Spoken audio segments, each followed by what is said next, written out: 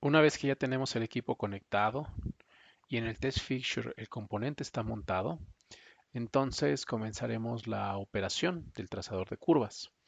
Al ser un sistema PCT, podemos, o simplemente por ser un equipo individual, pero que queremos seguir el modelo para un componente en particular, abrimos la aplicación de control ACS Basic y entonces definimos cuál es el equipo que estamos utilizando, 2636. ¿Cuál es el tipo de componente? Y ahí tendremos listados las pruebas típicas que aparecerán en un datasheet. Por ejemplo, vemos acá que si yo modifico de diodo a un IGBT, cambian los perfiles de prueba.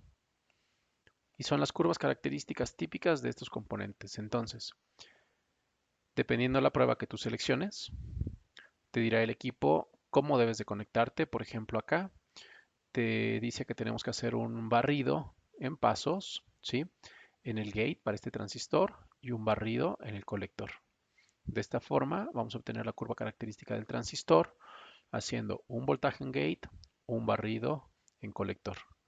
Siguiente paso, barrido. Siguiente paso, barrido para obtener la curva característica. Bien, en este caso yo tengo un diodo, por ejemplo. Entonces igual me dice cómo conectarte.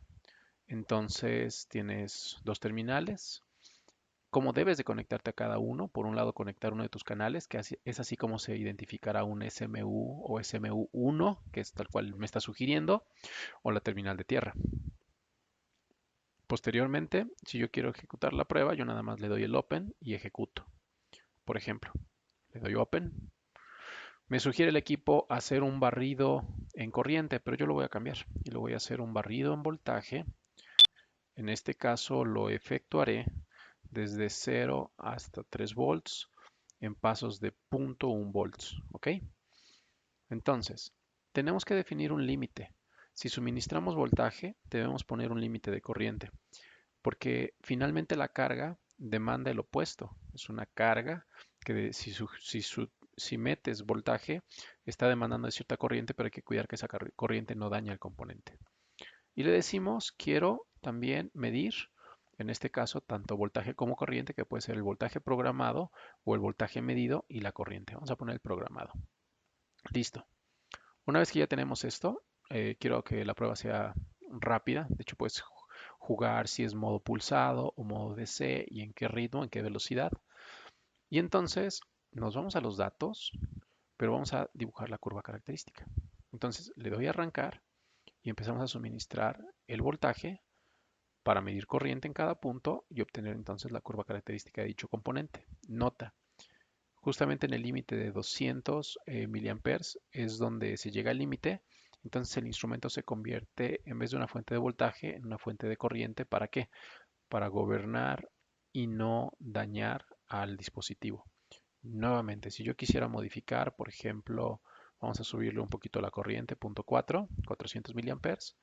Nuevamente arranco la prueba y entonces está ejecutando, se construye la curva característica, pero bueno, es un dispositivo de más potencia, entonces lo detengo justamente cuando lleguemos al límite de 400 miliamperes, ahí lo paro, ¿ok?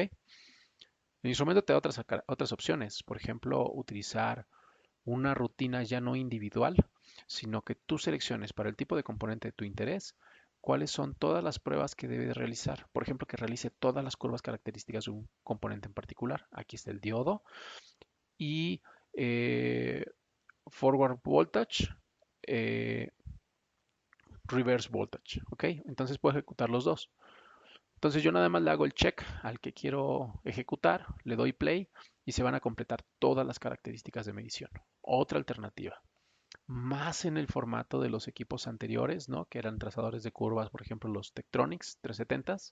Tú tenías una perilla que te dejaba hacer un barrido, entonces tú ibas rotando la perilla para dar diferentes voltajes y entonces obtener la curva característica.